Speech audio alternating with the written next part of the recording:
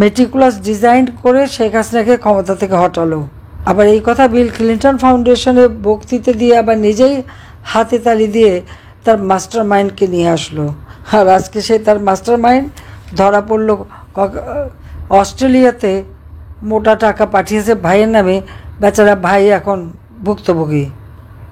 আর যিনি এত কথা বলে আসলেন, শ্রমিকের করা মামলায় শ্রম আদালত থেকে যিনি সাজাপ্রাপ্ত আসামি, তিনি আর কেউ না, তিনি হচ্ছেন ডক্টর মোহাম্মদ ইউনূস। বিশ্বব্যাপী বলে বেরিয়েছেন গ্রামীণ ব্যাংক তারা নিজের তৈরি করা। এই মিথ্যা অপপ্রচার দিয়ে সকলের কাছে তার খুব সুনাম কেড়েছেন। কিন্তু গ্রামীণ ব্যাংক হচ্ছে একটা সংবিধিবদ্ধ প্রতিষ্ঠান। এটা একটা প্রজেক্ট ছিল, হ্যাঁ, সেই প্রজেক্টে সে কাজ করেছিল। 1983 সালে এটাকে একটা অর্ডিন্যান্স দিয়ে ব্যাংক হিসেবে প্রতিষ্ঠা করা হয়। খণ্ডকালীন এমডির পদে কাজ করতেন। 1990 সালে 6,000 টাকা বেতনে চাকরি পেয়েছিল এমডির চাকরি ডক্টর মোহাম্মদ ইউনূস গ্রামীণ ব্যাংকে। আর সেই এমডি সাহেব পুরো ব্যাংকটাই গ্রাস করে খেয়ে ফেলে। 98 সালে যখন বন্যা হলো, তারপর আমার কাছে এসে ধর্ণা দিল যে ব্যাংকে টাকা নেই।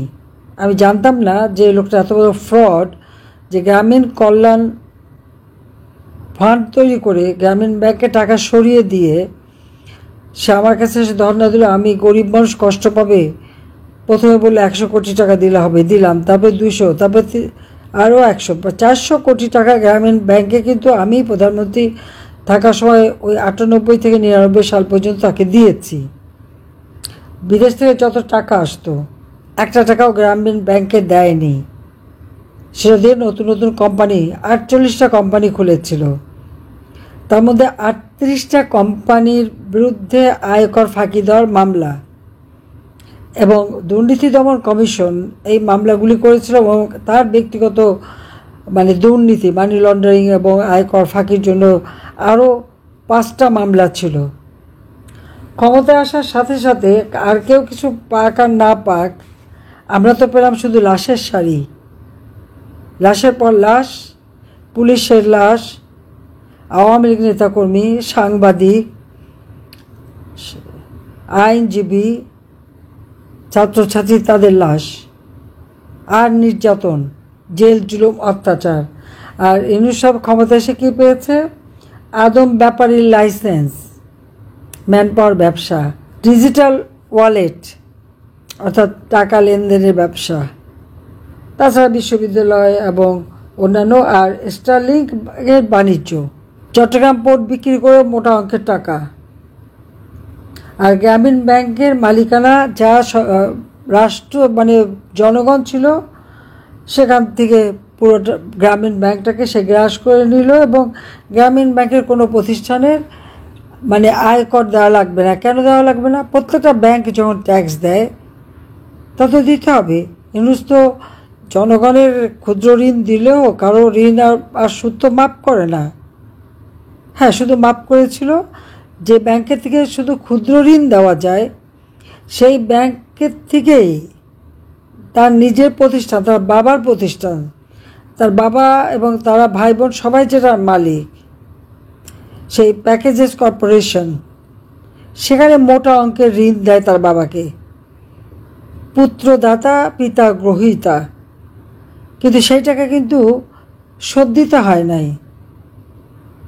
12% সুদে ঋণ নিলেও কয়েক বছর পর ঋণ দেবার সুদ পরিশোধ করবার যখন প্রশ্ন আসলো, সেই সুদের পরিমাণ কমে গেল 5%-এ। আবার তাও দেয়া লাগলো না, সুদে আসলে সব টাকা মাফ করে দিল।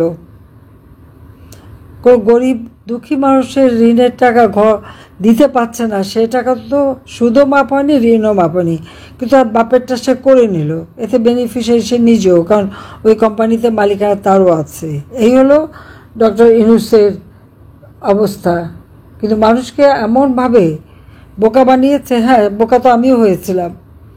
বললো গ্রামীণ ফোন, আমি যখন আমাদের ডিজিটাল ফোন ছিল না, বাংলাদেশে ছিল সব অ্যানালগ, ডিজিটাল ফোন করলাম এবং মোবাইল ফোন সকলের হাতে হাতে দেওয়ার জন্য টেন্ডার করা হলো। তার অবস্থান তৃতীয় স্থানে থাকলো, এসে আমাকে ধর্ণা দিল, বললো যে গ্রামীণ মেয়েদের হাতে ফোন দেবে। আমি গরিব মানুষের জন্য কেউ কিছু করে শুনলেই তো আমি একটু খুব দুর্বল হয়ে পড়ে, আমি দিয়ে দিলাম। কিন্তু কোনো গরিব মেয়েরা তো কোনো ফোন পায়নি, সব শেয়ার সে বিক্রি করে খেলো, সব টাকা মানি লন্ডারিং করলো। প্রশ্নটা হচ্ছে এখানে যে ৬,০০০ টাকা বেতনের এমডি সাহেবের আজকে সারা বিশ্বব্যাপী বিলিয়ন বিলিয়ন ডলার কোথা থেকে আসে, কিভাবে টাকা আসলো?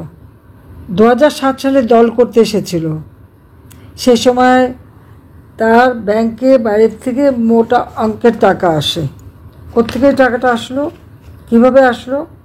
কিন্তু আজকে যে ঘটনাটা ঘটাচ্ছে মব জাস্টিসের নামে, মব সন্ত্রাস করে আজকে জনগণকে, নিজে তো ব্যবসা বাণিজ্য নিল আর জনগণকে উপর দিল লাশ, শুধু লাশ, হত্যা, খুন আর নারী শিশুদের রীতিমতো রেপ করা, নির্যাতন করা। বিচার চাওয়ার অধিকার নাই, কারণ বিচার বিভাগ ধ্বংস। ওই সমন্বয়কদের দিয়ে অস্ত্র লাঠিসোঁটা নিয়ে চিফ জাস্টিসের বাড়ি আক্রমণ, তাকে পদত্যাগে বাধ্য করা। নির্বাচন কমিশন, চিফ জাস্টিস থেকে শুরু করে সব জায়গায় একই অবস্থার সৃষ্টি করলো। এইরকম অরাজকতা আমরা তো এত আন্দোলন করেছি, আইয়ুব খান, এআইএ খান, জিয়া, এরশাদ সকলের বিরুদ্ধে, এই ধরনের ঘটনা তো আমরা দেখিনি। পিটিয়ে পিটিয়ে মানুষকে হত্যা করে ফেলা, যেখানে সেখানে যার তার বাড়ির মধ্যে ঢুকে যে সেই বাড়িঘর দখল করা, একটি অন্যের বাড়িতে ঢোকা, সেই বাড়ি দখল করা বা সেই বাড়ি লুট করা, কত বড় ধোঁকাবাজ সেটা বোধহয় ওরা বুঝে না। আর যিনি আজকে দুর্নীতি দমন কমিশনের চেয়ারম্যান, সে বিমানে কাজ করত, তার দুর্নীতির চোটে বিমান থেকে তাকে সরিয়ে দেওয়া হয়। এখনও তার বিরুদ্ধে অনেক তথ্য রয়ে গেছে, সে হয়ে গেছে এখন চেয়ারম্যান, আয়নায় চেহারা দেখে না। এগুলি হিসাব একদিন হবে, ছাড়া পাবে না। আর আমি ছেলে মেয়েদের বলবো যে তোমরা যখন নিজেরা বুঝতে পারছো, তাহলে লেখাপড়া শিখতে হবে, এই দেশটা যাতে সঠিকভাবে চলে, আর দেশের ইতিহাসটা জানতে হবে।